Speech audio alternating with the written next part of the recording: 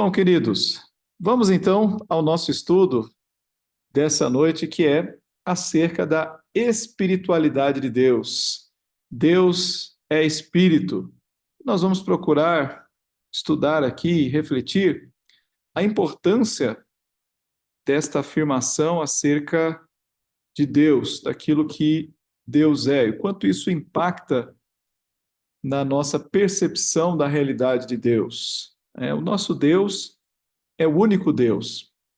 É um Deus que está acima de todas as coisas, de tudo, mas numa proporção que eu tenho certeza nós, mesmo estudando, não temos uma noção real, né? Uma ideia daquilo que efetivamente é. Nós temos sim aquilo que a Bíblia nos revela acerca de Deus, e é o máximo que nós podemos chegar, e mesmo nesse máximo, isso também já traz para nós dificuldades para o nosso entendimento. Porque Deus é aquele que, na teologia, é chamado de o totalmente outro, ou seja, aquele que é diferente de tudo. Na própria palavra, Deus diz assim: a quem me comparareis para que eu lhe seja igual? Não há como comparar Deus, né? Então, nada do que a gente conheça é igual a Deus. Deus é, aquele que não tem ninguém ou nada que se possa igualar com ele. Eu queria, pensando aqui com vocês, iniciar fazendo uma reflexão sobre uma música que recentemente eu ouvi sendo cantada pelas crianças. E essa música dizia assim: o meu Deus é grandão, meu Deus é grandão. Ele repete várias vezes essa estrofe, né? Deus é um Deus grandão, né? O meu Deus é um Deus grandão. E aí eu começo perguntando para vocês, qual é o problema dessa música, dessa letra, quando nós afirmamos que Deus é grandão? Qual é o problema em afirmarmos que Deus é grandão? Quem poderia me ajudar aí?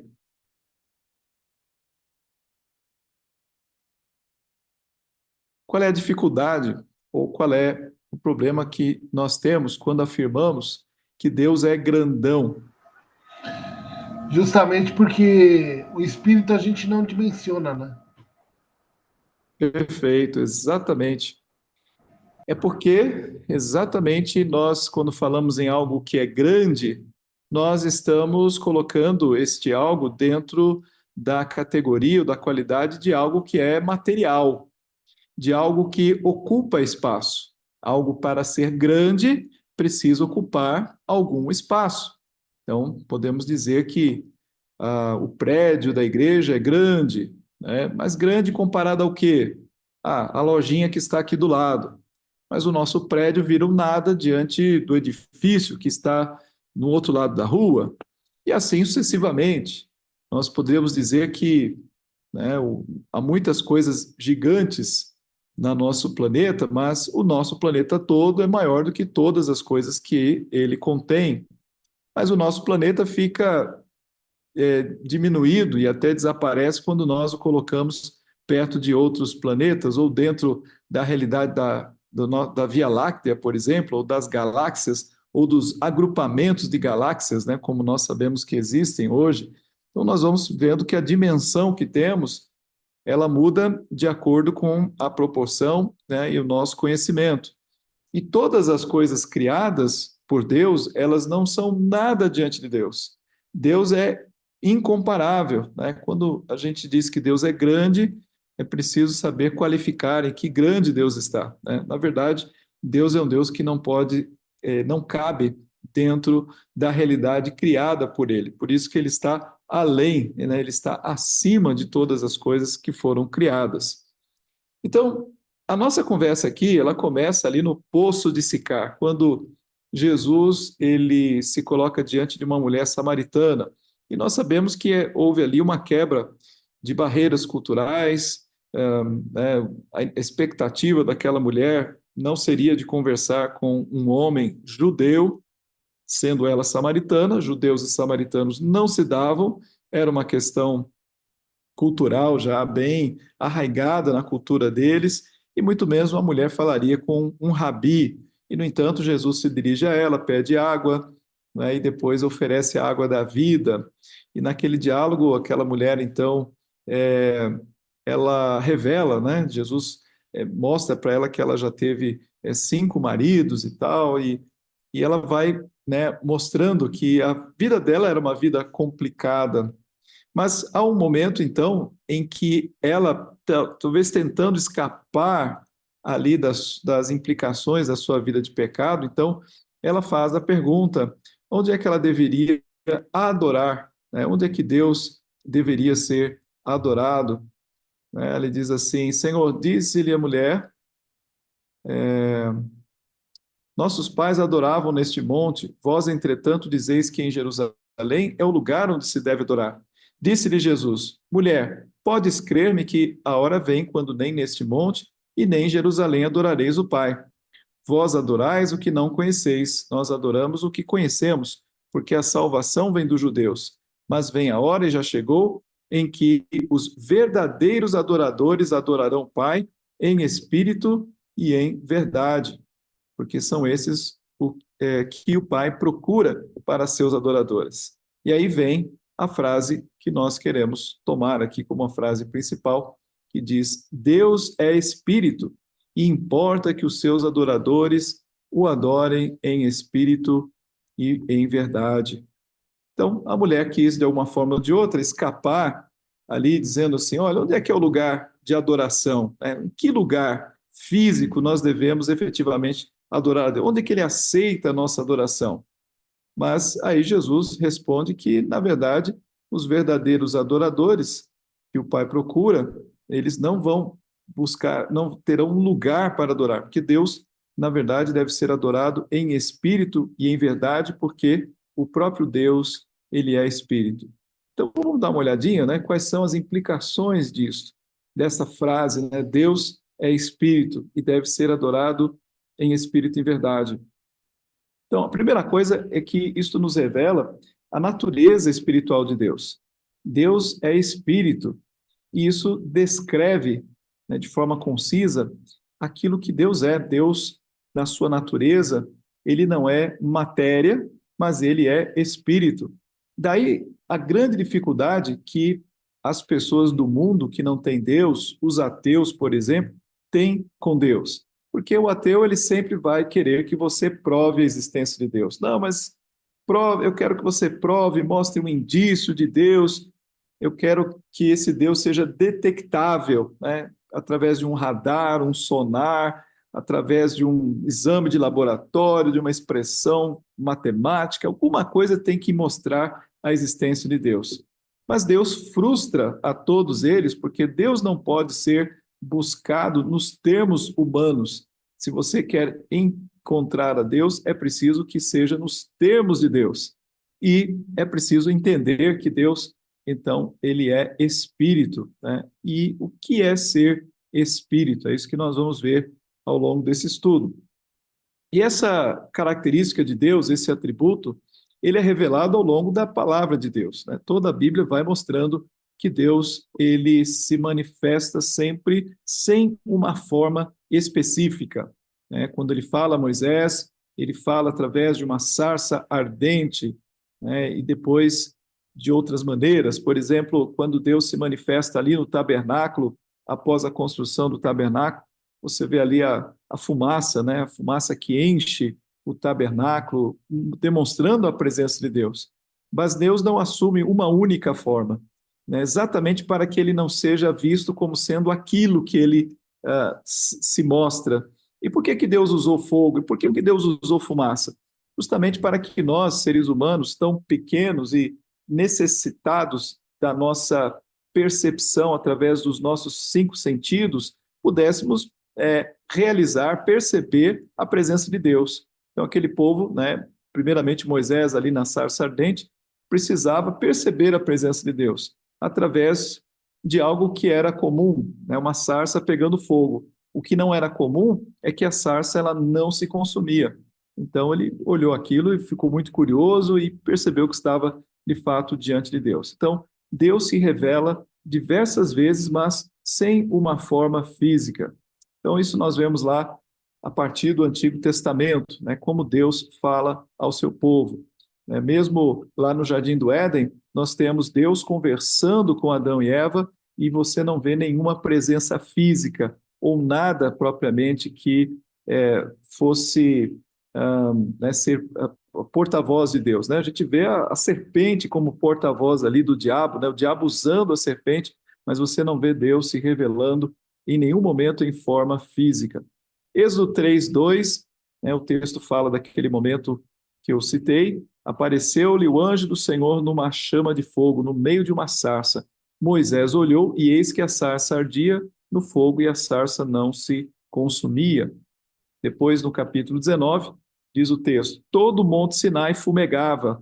Então, naquele momento em que ele iria receber as tábuas da lei. Então, diz o texto: todo o monte fumegava, porque o Senhor descera sobre ele em fogo.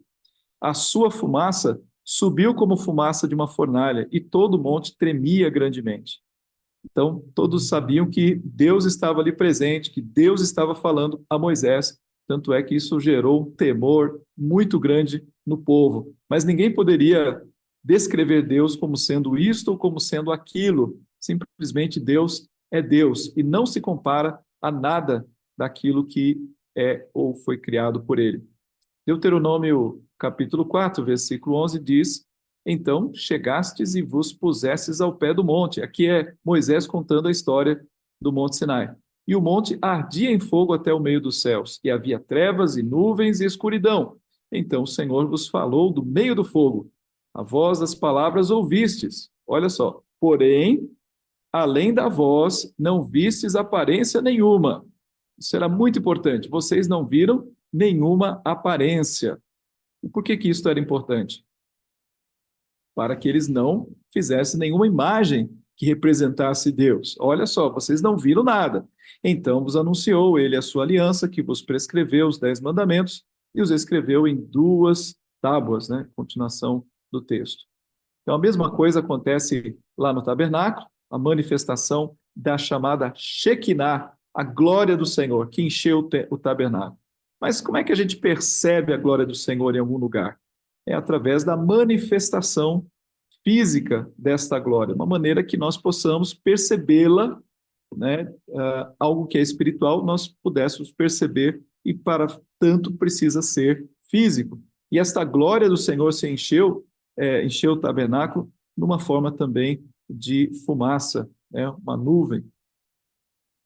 Primeira de Reis, capítulo 8, também fala aqui: tendo os sacerdotes saído do santuário, uma nuvem encheu a casa do Senhor. Então, uma nuvem, de tal sorte que os sacerdotes não puderam permanecer ali para ministrar por causa da nuvem, porque a glória do Senhor enchera a casa do Senhor. Então, a glória de Deus manifesta em formato de nuvem. Então, Deus se manifestou como uma nuvem de fogo e glória, mas sempre deixou claro que ele não estava limitado a esses lugares. Mesmo quando a gente pensa na presença de Deus no tabernáculo ou no templo, ele já havia deixado claro que Deus não habita em templos feitos por mãos humanas, porque ele não cabe dentro desse templo. Não queira tentar a Deus fazendo algo para que Deus pudesse caber lá dentro, porque Deus não é espacial, né? Deus é infinito, não se pode localizar Deus em um lugar ou outro. Então, isso ficou muito claro no Antigo Testamento. Deus fez questão de mostrar essa realidade, né, de que ele é um Deus espírito e não um Deus físico. Já na Nova Aliança, em Cristo, nós vemos Jesus abolindo a necessidade do templo físico. Vimos agora há pouco no texto de João capítulo 4, que Jesus fala à mulher samaritana que não era nem aqui nem acolá, né, que você deve adorar a Deus, né, nem em Jerusalém, nem no Monte de Samaria. Mas você deve adorar a Deus em espírito e verdade. Por quê? Porque Deus não é um Deus espacial, no sentido da limitação a um ou outro lugar, né? Deus está em todo lugar. Por isso que nós cantamos, né? Deus está aqui, tão certo quanto o ar que eu respiro. Então a gente pode, a partir da nossa experiência com o ar, essa percepção, nós fazemos uma afirmação que é correspondente. Deus está aqui como ar. Eu não vejo o ar, mas eu sinto o ar. E Deus, num sentido ainda mais espiritual, não é sentido no sentido, no aspecto físico, né? Nós não sentimos Deus, mas percebemos a presença dele através da maneira como ele se revela a nós. Então veja 1 Coríntios 3, quando diz assim: não sabeis que sois santuário de Deus e que o Espírito de Deus habita em vós? Então, notamos aqui que no Novo Testamento essa realidade sobre Deus, ela fica ainda mais clara na medida em que não há um lugar onde você deve procurar Deus. Se Deus fosse um ser carnal ou material, para adorá-lo você precisaria viajar até um certo local. Mas esse Deus está presente no seu povo. Então nós passamos a ser santuário dele. A grande mudança em relação ao Antigo Testamento é que no Novo Testamento nós passamos a ser a habitação. Veja o finalzinho ali desse texto, no versículo 22 de Efésios 2, que ele diz: no qual também vós juntamente estáis sendo edificados para a habitação de Deus no Espírito. Então esse Deus habita em nós. E isso vai ter uma consequência bem interessante, porque como é que nós percebemos a existência de Deus? De novo, o ateu, né? O ateu ele diz assim: não, eu quero que você prove a existência de Deus. É porque ele é cego, né? Ele não enxerga nem a criação e também não vai enxergar a igreja de Cristo. Mas a igreja de Cristo é uma prova contundente da existência de Deus. A igreja de Cristo, ela é a habitação de Deus. Então, na maneira como nós vivemos, e aí a nossa grande responsabilidade de mostrar ao mundo, de dar testemunho de que Deus existe, não apenas pelo que cremos, mas maneira como nós nos portamos, porque nós somos a habitação de Deus. Então, o texto bíblico fala, né, que nós somos corpo de Cristo. De fato, as pessoas devem perceber Cristo através do seu corpo, né? A realidade material da igreja presente no mundo é que vai fazer as pessoas perceberem que existe Cristo, né? Uma das maneiras delas perceberem Cristo. João capítulo 14, 23, o texto diz: respondeu Jesus: se alguém me ama, guardará a minha palavra, e meu Pai o amará, e viremos para ele e faremos nele morada. Também a ideia de que, né, a Trindade ela passa a habitar a vida do cristão. Cristo está em nós, o Espírito Santo habita em nós. E o texto aqui fala, né, da morada que o Pai, né, fará também em nós. Então, há uma presença trina. E isso por conta de também uma realidade bíblica que nós vamos estudar na semana que vem, acerca da simplicidade de Deus. A simplicidade de Deus diz, entre outras coisas, que onde Deus está, ele está totalmente. Então, se Deus está aqui, tão certo como a que eu respiro, ele está totalmente aqui. Ele não está metade aqui e outra metade no Japão, né, ou ocupado, ou uma trindade está, né, as pessoas da trindade estão passeando por aí, não. Onde ele está totalmente. Então, Deus está em nós. E adoração a Deus, a presença de Deus é invisível, mas impacta poderosamente o caráter, personalidade e relacionamento dos crentes. E é assim que essa adoração a um Deus invisível torna Deus visível. Ninguém pode alegar desconhecimento da realidade de Deus, porque ele sabe que há pessoas que adoram esse Deus. Como é que nós adoramos a um ser que não existe, né? Isso poderia ser possível? Biblicamente, sim, na medida em que você adora aos ídolos. Mas, se você adora a Deus, você está adorando ao Deus real, né, ao único Deus verdadeiro, e o mundo deveria perceber essa realidade através de nós como adoradores.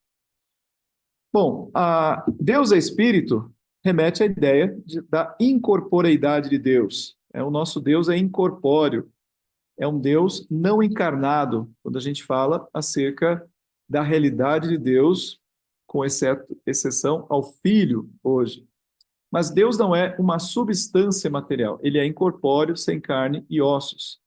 Jesus fala assim: vede as minhas mãos e os meus pés, que sou eu mesmo, apalpai e me verificai. O que Jesus estava dizendo aqui? Que ele era carne. Então, a segunda pessoa porque um espírito não tem carne nem ossos como vedes que eu tenho.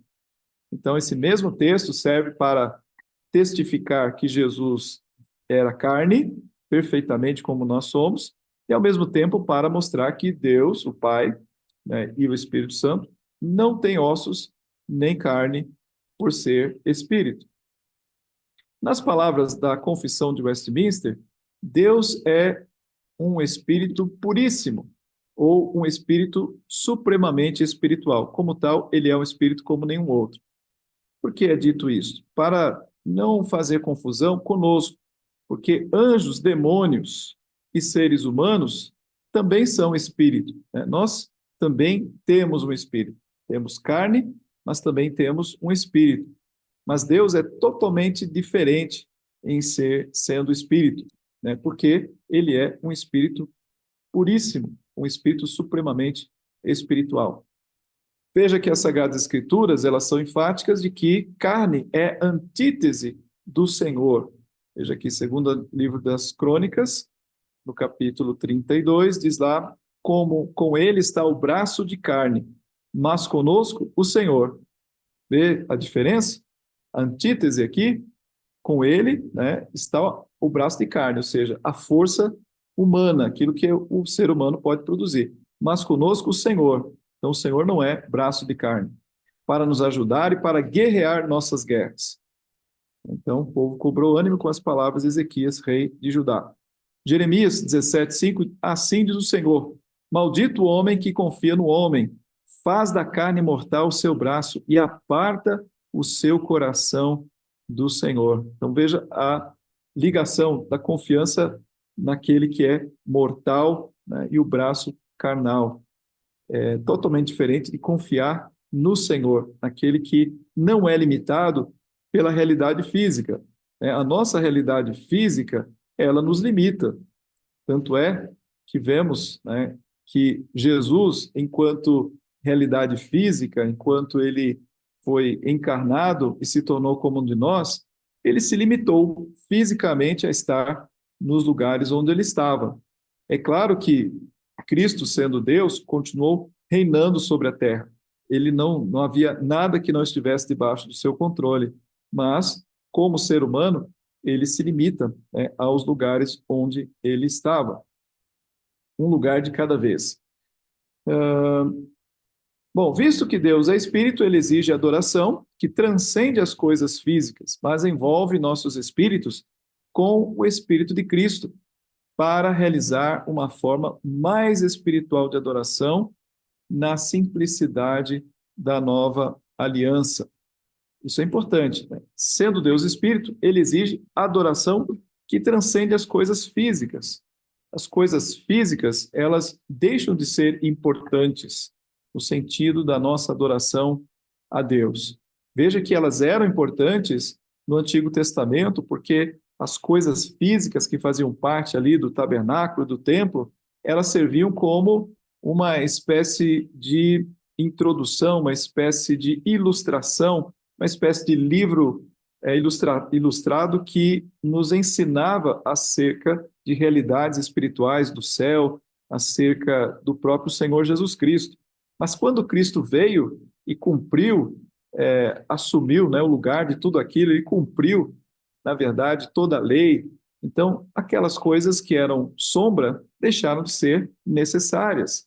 Então, hoje nós não temos nada, não sobrou nada, a não ser dois elementos que fazem parte da ordenação de Cristo, que são o batismo e a Santa Ceia. São as duas coisas físicas que sobraram de tudo aquilo que foi utilizado no Antigo Testamento.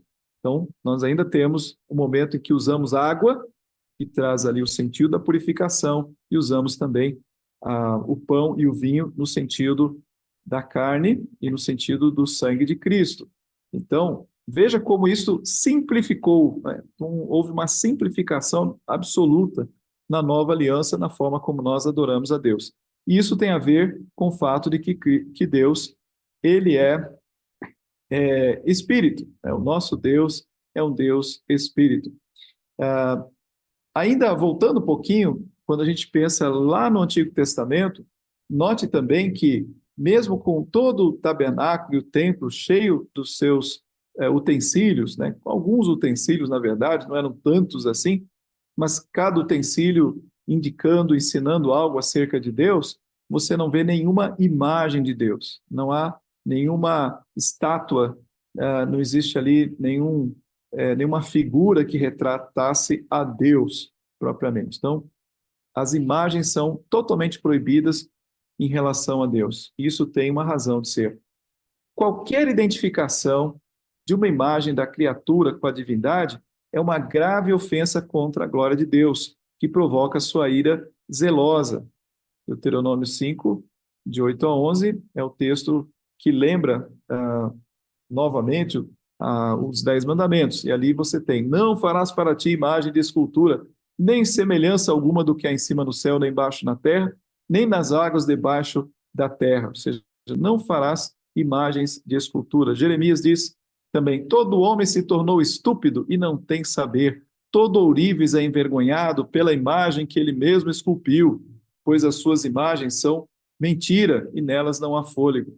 Então, imagens para Deus são mentira quando elas procuram retratar aquilo que Deus é, porque elas jamais, não é nem questão de se aproximar, elas não conseguem dar nenhum tipo de visão em relação a Deus, né? Deus apenas permite que nós o conheçamos através da sua palavra, porque qualquer imagem que é feita, ela simplesmente deforma a realidade de Deus.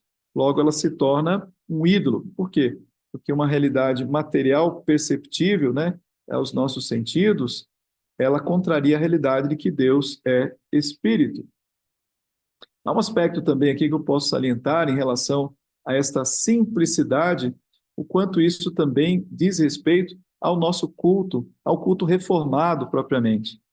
Na reforma protestante aí do século XVI, houve uma grande mudança em relação àquilo que a Igreja Católica fazia. Porque a Igreja Católica, até hoje, você vai numa igreja, né, num templo católico, e lá estão muitas imagens. A igreja é tomada, né, de cores, imagens e afrescos, pinturas, estátuas e tudo mais. E a reforma deu uma limpada geral, né? A igreja virou assim uma coisa simples, né? Até um caixotão.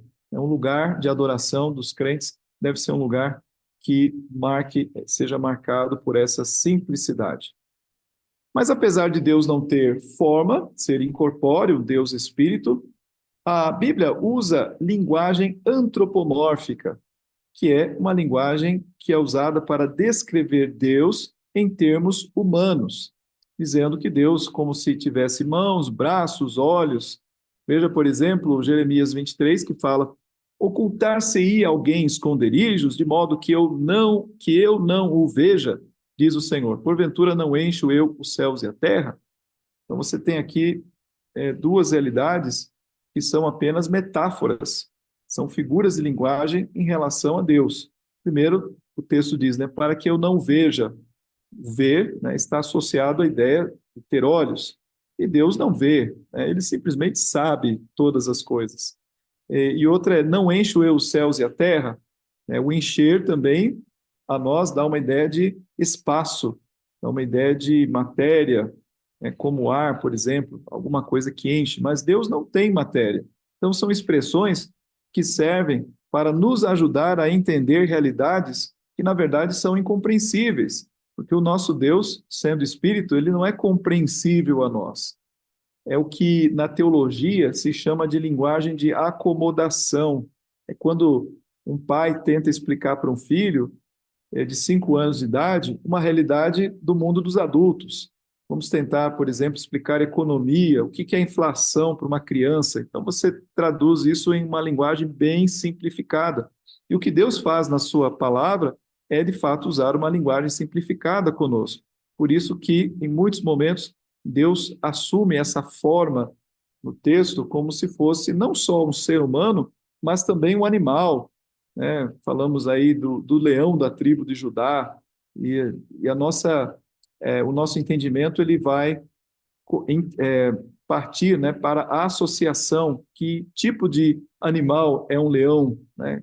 O que a gente associa com leão? Cordeiro de Deus, né? Quando pensamos em Cristo como Cordeiro, Cordeiro e Leão, né? Duas coisas opostas, né? Paradoxal, mas Cristo ele consegue ser Cordeiro e Leão. Assim também Deus pode ser também comparado a uma galinha, né? Que põe ali as suas crias debaixo das suas asas. Então, nós vemos a Bíblia usando uma série de metáforas para nos trazer ideias que de outra forma seriam inacessíveis a nós. Crônicas também fala dos olhos de Deus, né? O texto diz: porque quanto ao Senhor, seus olhos passam por toda a terra. Ora, né?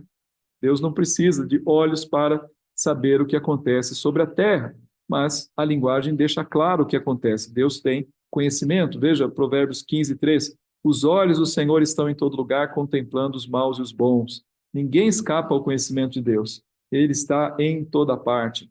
E o outro texto diz: ouvi a tua oração e a tua súplica. Deus também não pode ouvir no sentido humano, não precisa de orelhas para isso, né? Deus simplesmente sabe quando nós oramos. Mas, para que nós entendamos, então, a linguagem figurativa é utilizada.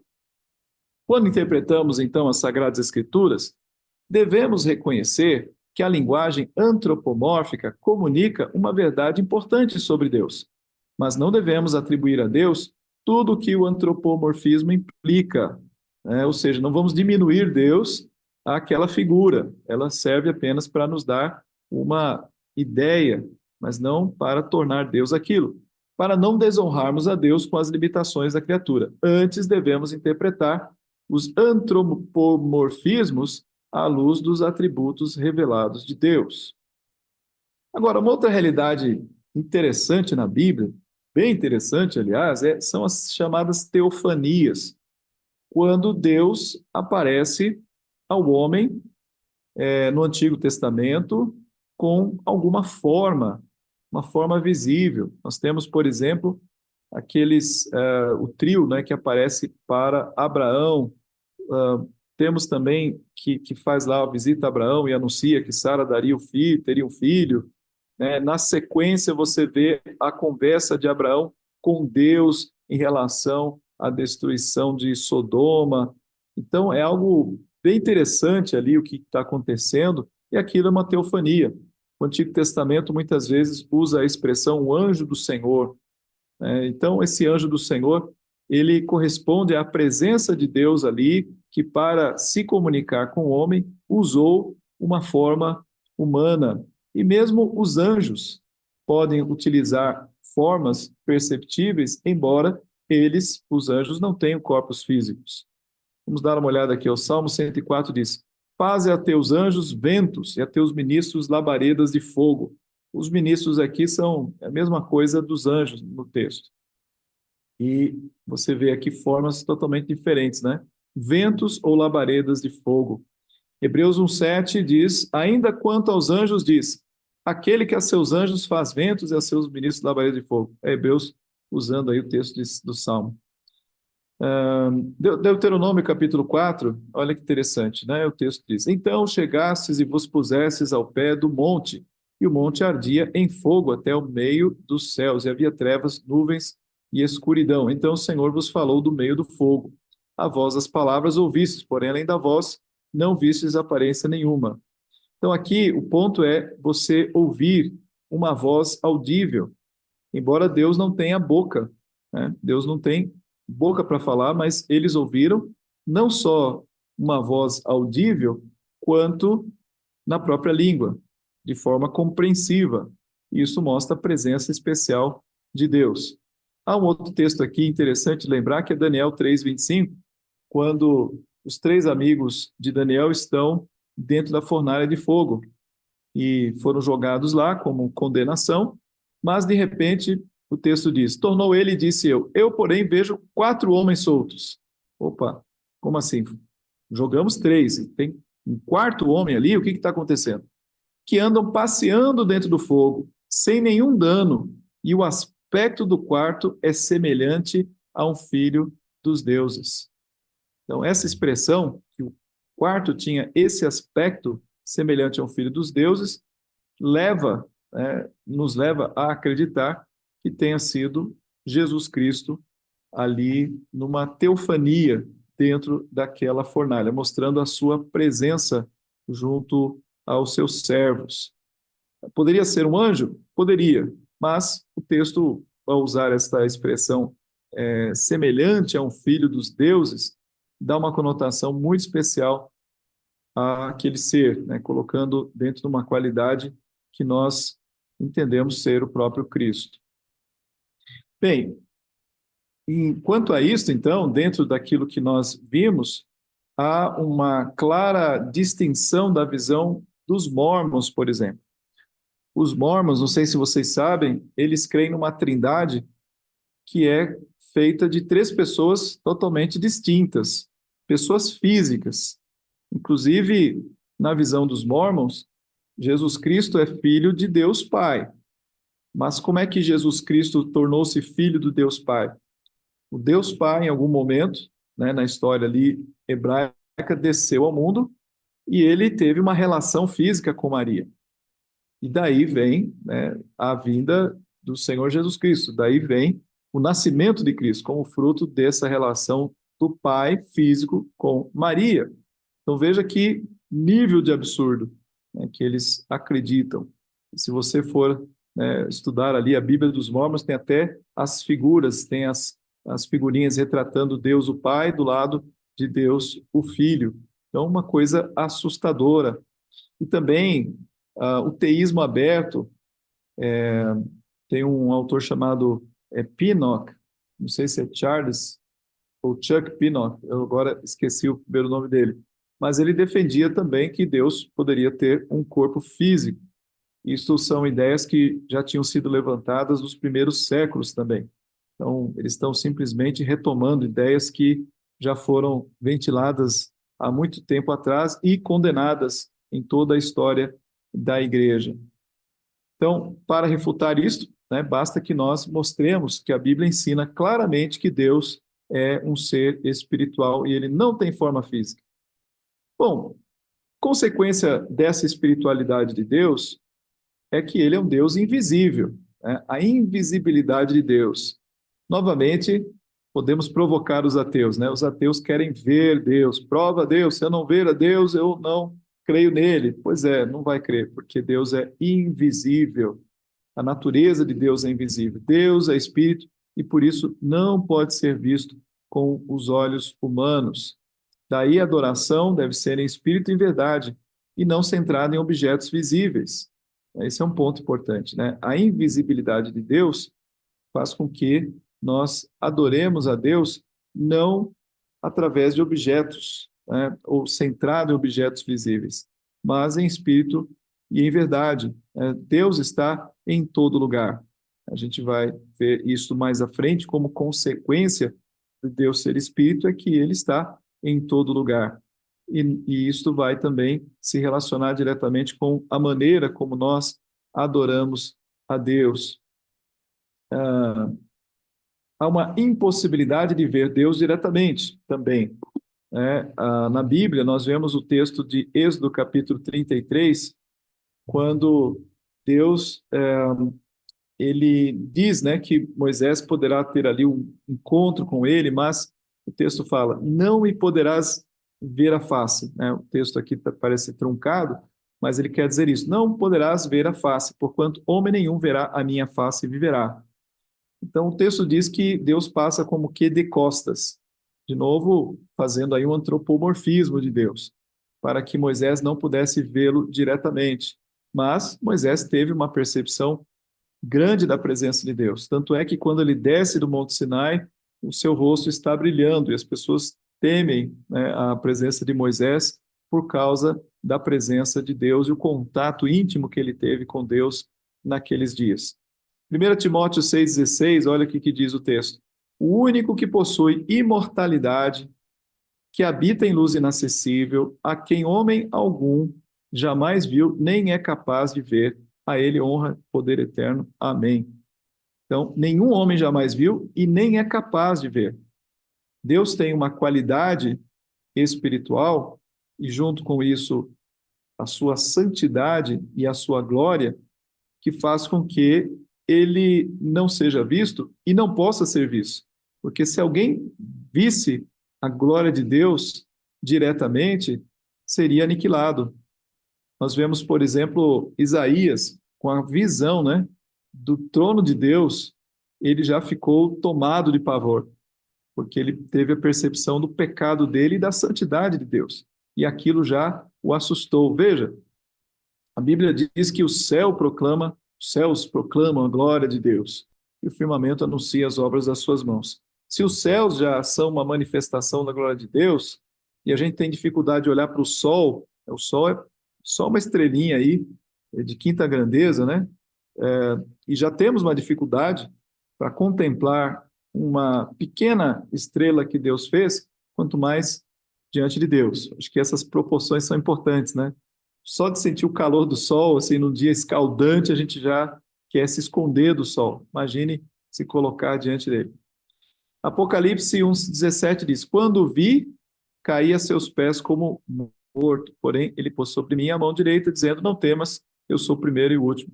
Aqui o encontro de João com Jesus.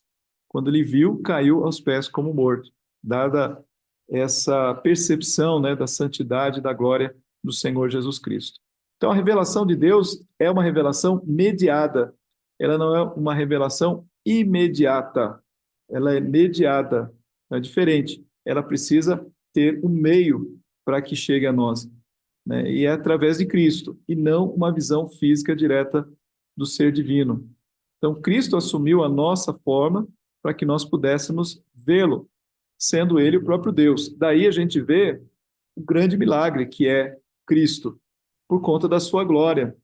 Filipenses capítulo 2 diz que justamente ele, né, tendo toda a glória do Pai, ele se esvazia para se tornar um de nós. Então, existe aí uma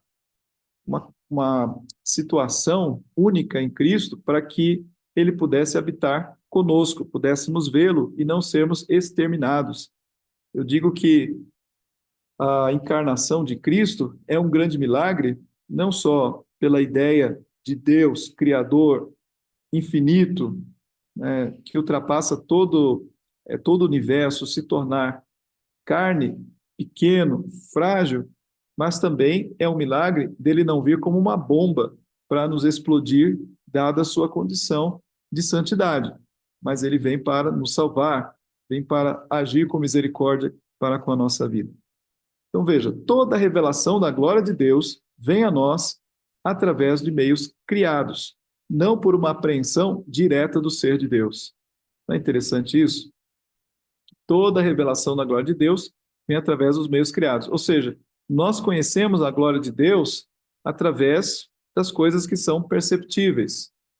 Conhecemos a glória de Deus pelo sol, pelo céu, pelas coisas criadas.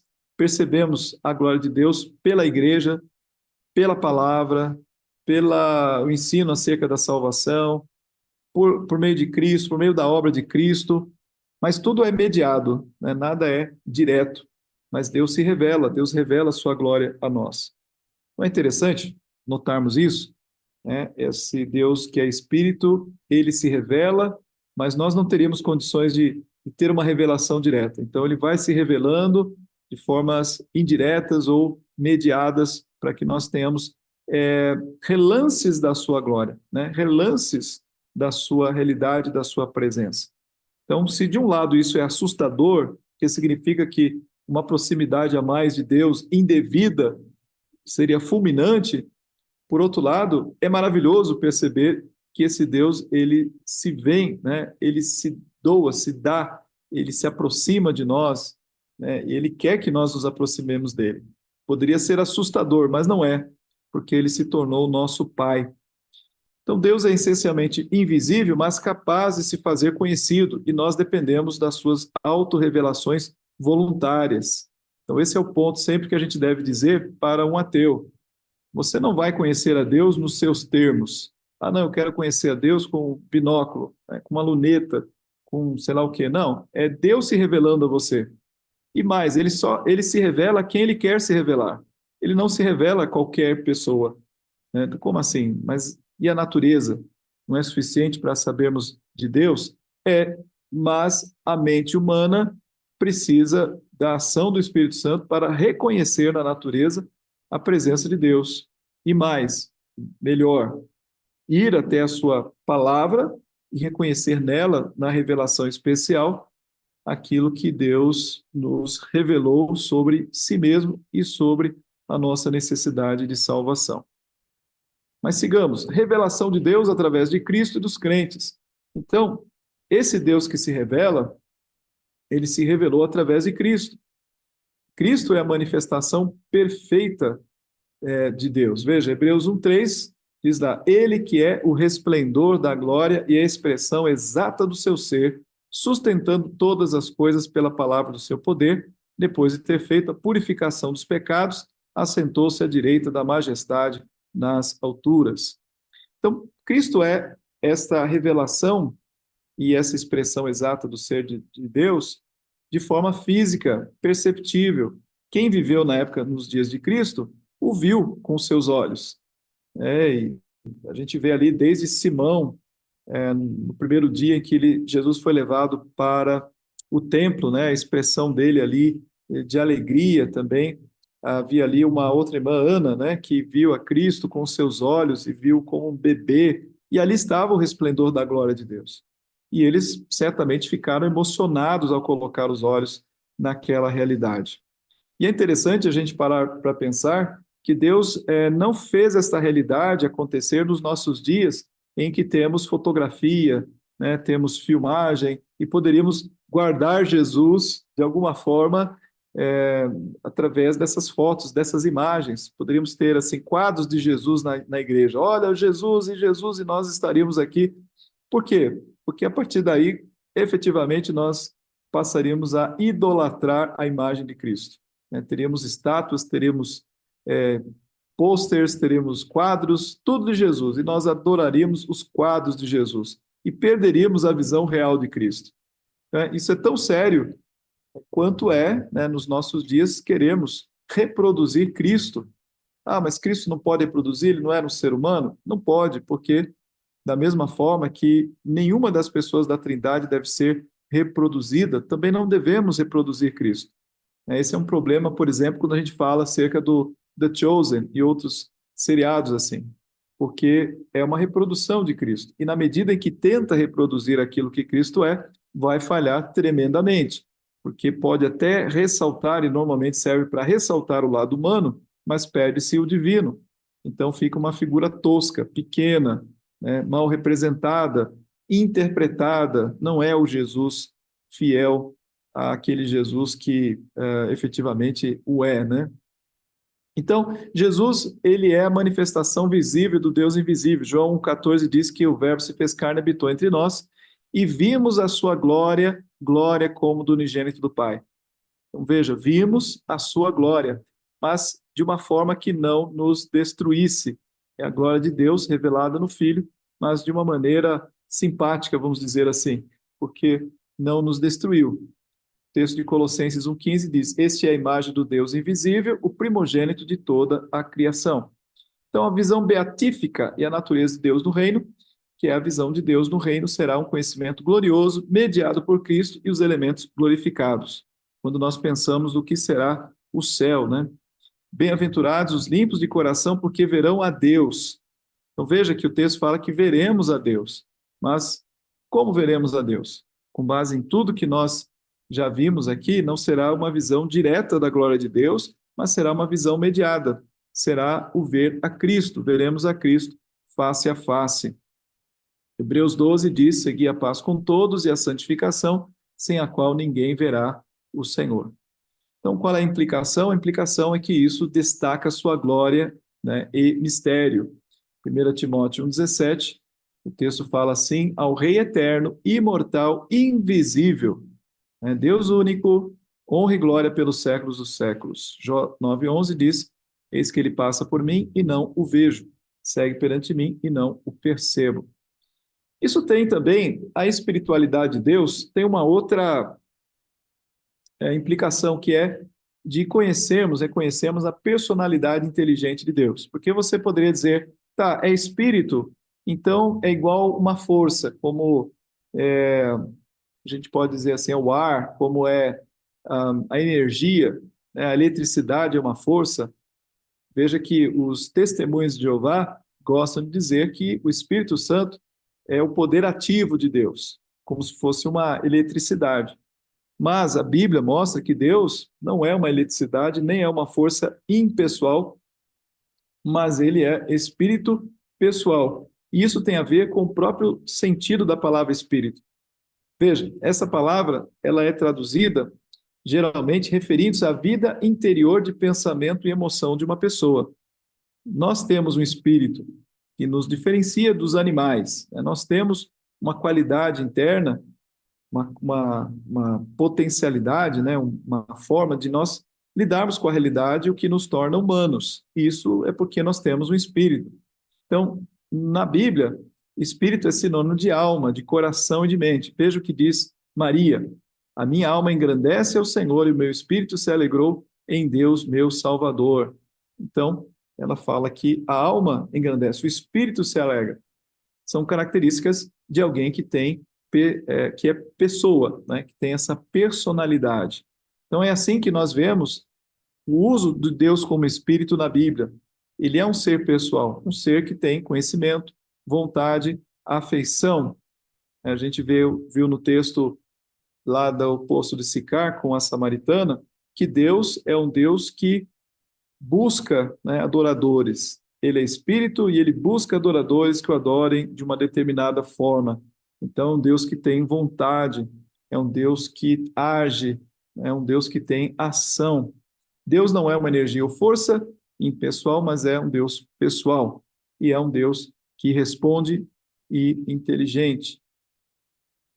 Bom, na visão teológica e filosófica, Deus é representado pessoalmente nas Escrituras, e a visão panteísta ou panenteísta não corresponde ao conceito cristão de Deus.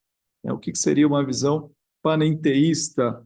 É que Deus está no universo e fora do universo. Sim, Deus ele está nas coisas criadas. O panteísmo é que as coisas criadas são Deus. Então, não mexa numa árvore, porque a árvore é Deus. É uma visão que é muito presente naqueles grupos de defesa da natureza. Então, eles veem a própria natureza como se fosse uma divindade que não pode ser tocada. Então, né, isso não é bíblico, né? A visão bíblica, ela mostra Deus destacado, né, das coisas que ele criou, porque são todas coisas menores do que o próprio Deus. Veja que Deus diz a Moisés: eu sou o que sou, quando ele se refere a si próprio. E essa expressão, eu sou o que sou, é uma expressão que define de uma maneira única aquilo que Deus é, porque é uma definição única, de fato. E porque Deus é único, no sentido da sua existência, que não depende de nada além dele, fora dele, né? Deus simplesmente é. Enquanto todas as coisas têm começo, meio e fim, Deus é.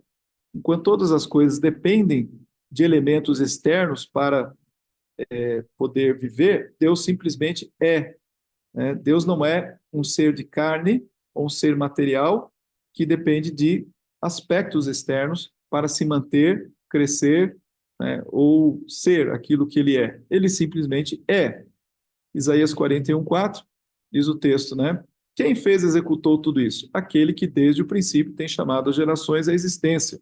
Eu sou o Senhor, o primeiro, com os últimos eu mesmo. Então, isso é para diferenciá-lo da própria criação. Depois esse texto fala que antes de mim, Deus nenhum se formou e depois de mim, nenhum haverá, né? A condição única de Deus. E a Trindade, então, reflete esta personalidade de Deus. Não precisamos gastar tanto tempo nessa realidade, mas tanto o Pai, o Filho e o Espírito Santo têm essa mesma condição. Deus ser Espírito também traz a noção da vitalidade de Deus. E por vitalidade, entenda vida, a ideia de vida. Deus é vida. Deus é vida pura. Deus é fonte de vida. Ele que produz a própria realidade.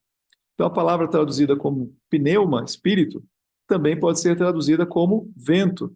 A gente tem o nosso pneumotórax, né? Que está ligado aos nossos pulmões.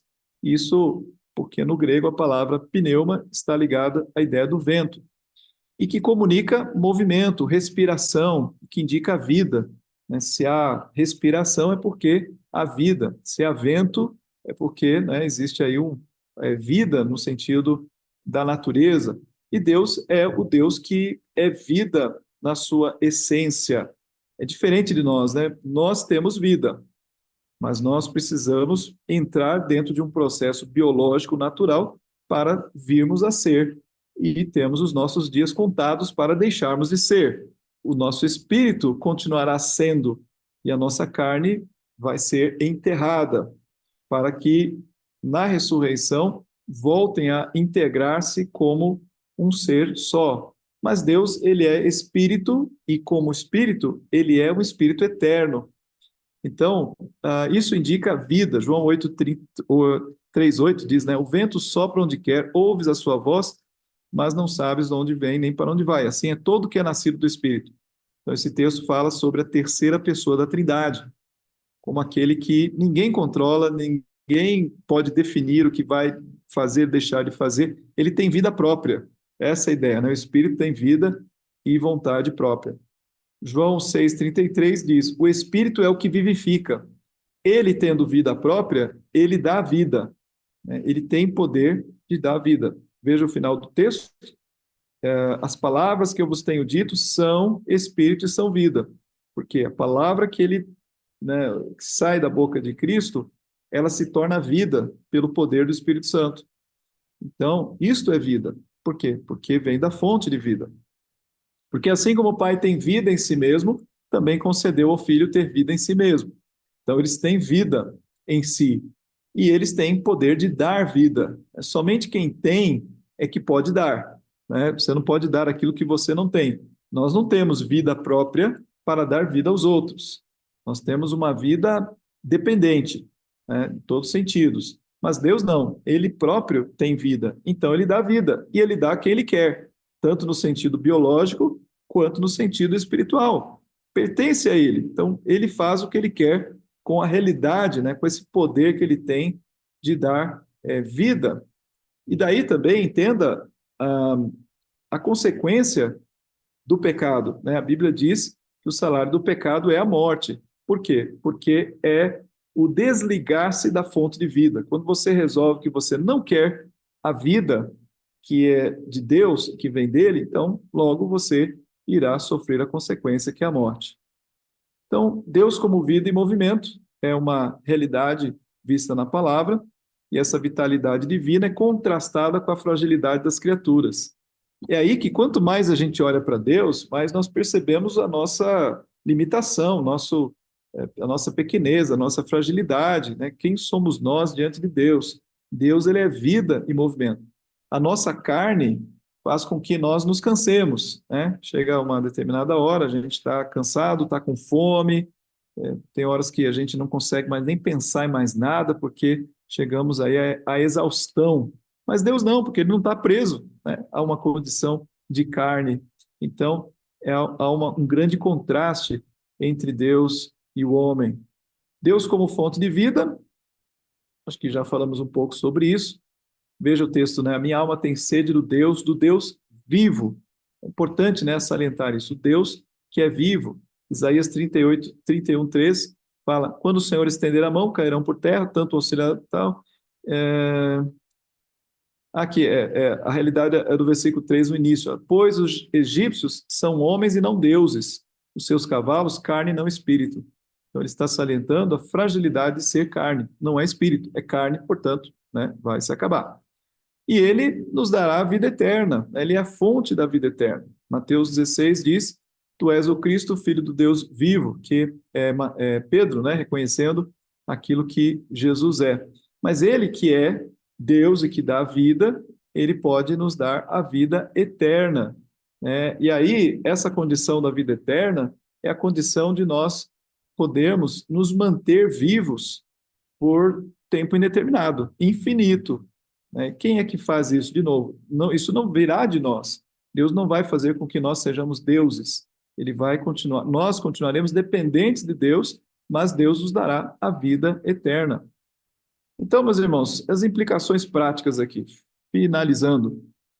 Primeiro, proibição de idolatria. Se Deus é espírito, não podemos idolatrar, né, a Deus através de imagens, né? Os adoradores têm que adorá-lo em espírito e em verdade. Isso é muito importante. Nós devemos evitar ao máximo criar imagens acerca de Deus. Veja que eu falei aqui do The Chosen em algum momento, e de fato, quando nós assistimos a programas que procuram retratar Deus ou qualquer pessoa da Trindade, aquilo fica formatado na nossa mente e pode nos prejudicar ao lermos o texto bíblico, conseguirmos nos distanciar daquela ideia que procuraram implantar na nossa cabeça. Aquilo fica gravado. Então, esse é o grande problema. Nós criamos uma ideia. E se criarmos uma ideia falsa em relação a Deus, isso se torna uma idolatria. Então, aí nós vemos uma situação que é arriscada, assistir esses programas e alimentar na nossa mente uma ideia errada em relação a Deus. A mesma coisa, né, poderíamos dizer em relação às mensagens que a gente ouve no YouTube, na internet e tal, de forma indiscriminada, porque aquilo que é ensinado, se é falso, nos apresenta um falso Deus, e todo falso Deus nos faz idolatrar, porque não é o Deus verdadeiro. Então, há uma proibição clara de não adorarmos nenhum ser feito, né, de imagem e não termos imagens. Também a simplicidade na adoração. Falamos acerca disso, né? A simplicidade envolve nós focarmos naquilo que é essencial à adoração. Isso diz respeito muito à maneira como nós adoramos a Deus. Entenda que existe uma grande tentação nos nossos dias de tornar a adoração a Deus um ato mais cheio de sensações possíveis, né? Veja que Deus é quem fez as sensações e elas não são pecaminosas. Nenhuma sensação é pecaminosa por natureza porque foi feita por Deus. Mas o culto a Deus, ele não é o culto para ser, né, nos tomar de sensações, assim, tanto visual, soltar uma fumaça azul com cores diferentes, e aquilo mexer com todos os nossos sentidos, assim, e tal, e mexer com o nosso emocional. Na verdade, nós devemos prezar por uma simplicidade, porque Deus, a gente vai ver, né? Deus é simples, mas Deus é espírito e a adoração a Ele foi a adoração a Ele do Novo Testamento é uma adoração que retira todos aqueles elementos visuais que foram usados no Antigo Testamento. Então, a adoração a Deus no Novo Testamento é feita ali, né, na Santa Ceia, Cristo com seus discípulos, numa mesa, de forma mais simples, e aquilo é adoração a Deus. Adoração é o culto, é 2 ou 3 reunidos em meu nome. Então, nós devemos prezar por aquilo. Isso tem uma implicação muito grande na maneira como nós adoramos, cantamos, os instrumentos, as vestimentas, tudo aquilo que nós fazemos, devemos ter esse cuidado, lembrando que Deus não requer, né, que devemos adorar a Deus da forma autorizada. Terceiro, são 4 pontinhos. O terceiro é sinceridade e compreensão na adoração. A adoração deve ser marcada por sinceridade, compreendendo a verdadeira natureza de Deus. Como nós estamos falando com um Deus que é pessoal e um Deus que é inteligente, que lida com a nossa razão, nós devemos adorar a Deus com a razão, né? O culto racional é um culto que passa pela nossa mente, com sinceridade. Então veja a diferença disso de um culto emocional, né? Cheio de emoções e tal, mas a gente não sabe nem o que está falando, nem o que está cantando, nem o que está orando, e nem entende muito bem o que está ouvindo, porque nós estamos tomados ali por sensações mais do que pela nossa capacidade de apreender, né, aquilo que estamos ouvindo e declarar, né, as coisas diante de Deus. Então, sinceridade e compreensão. E por último, frutos da adoração. A espiritualidade de Deus exige frutos de santidade, envolvimento total do espírito, mente e coração. Como Deus é espírito, Ele está conosco em todo lugar, nós devemos viver e somos a habitação do Espírito Santo, né? Nós somos a habitação de Deus, então nós devemos viver para Deus e dar frutos de santidade. Gente, eu ouvi uma coisa absurda esses dias aí, né? Um pastor conhecido de uma igreja eu vou dizer o nome porque a gente precisa estar atento, né? O pastor da Igreja Batista da Água Branca, né? Da IBAB. Então, ele falando assim: olha, a santidade é a nossa percepção da presença de Cristo em nós. Você pode estar fazendo uma coisa errada, ele vai citando assim: olha, você pode estar numa cama errada, você pode estar com dinheiro no seu bolso que não é seu, e uma série de coisas assim, mas santidade é a percepção de que a consciência, eu acho que ele usou essa expressão, né? A consciência de que Cristo está presente em você. Gente, nada mais falso do que isso. É evidente que a santidade, ela só é realizada porque Cristo está em nós. Sem isso é impossível.